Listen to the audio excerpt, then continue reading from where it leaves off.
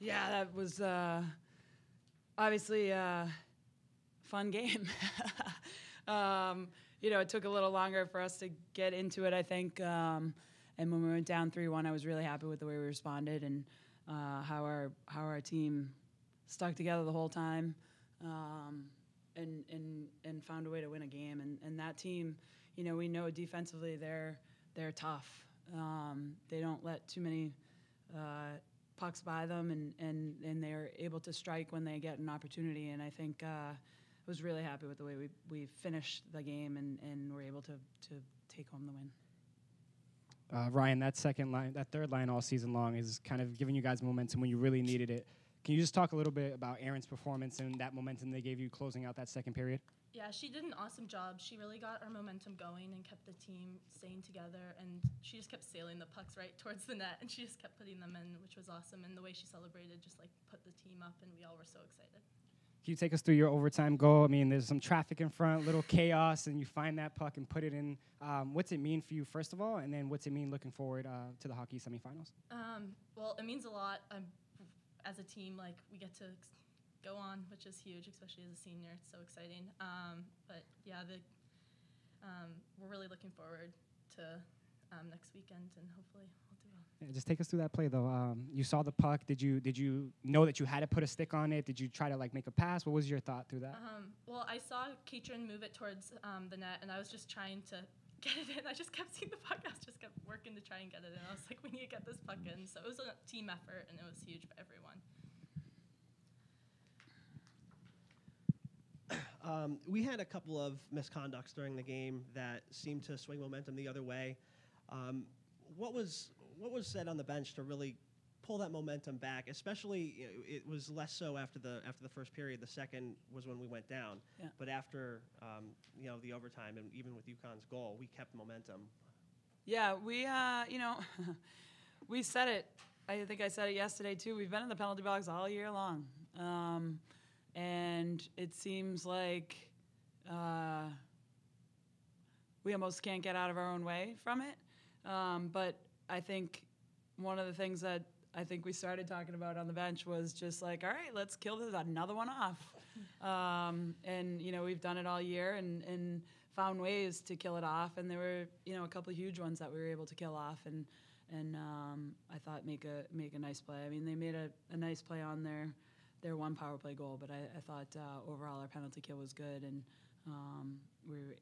but it's tough when you're in the penalty box a lot, and sometimes I think it's out of our control, but we do the best we can to fight that off and battle on in PK mode, and find a way to spin it the other way. Savannah Norcross fit in perfectly in Daryl Watts' spot. It was the team didn't even miss a beat. How is it that the team has the ability to just slot in pieces like that into especially a top line position? Yeah, our team has worked so hard all year. Every single one of the kids on the players on this team, I call them kids.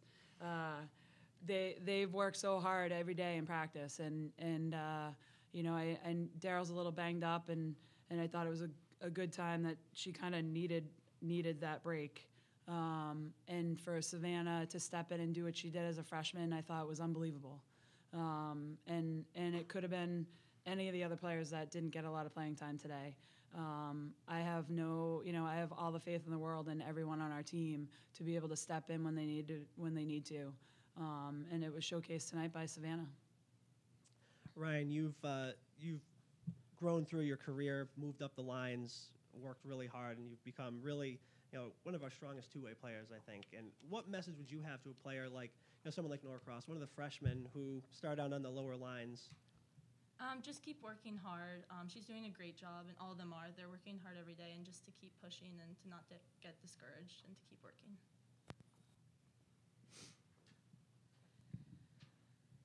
I'll go back to you, Coach. You got production from all three lines today. What's it mean to you going forward, especially knowing potentially playing BU, a team that you've seen already this year in the semifinals? Going forward, how's this game help you preparing for the week ahead? Yeah, we need all lines working for us to continue to be successful. And I think today was one of those games where every line really really helped us. And I don't think I think they capitalized on the couple of opportunities that they got, especially after that first period, but we didn't give them too many. So we want to continue to limit that but continue to, the lines really gel for the most part, and they really like playing with each other, and they're really starting to find their groove, I think. And that's what we need from all the lines and all our players and all our Ds and all our goalies. And, I think, I've said it before, I think this team is pretty special.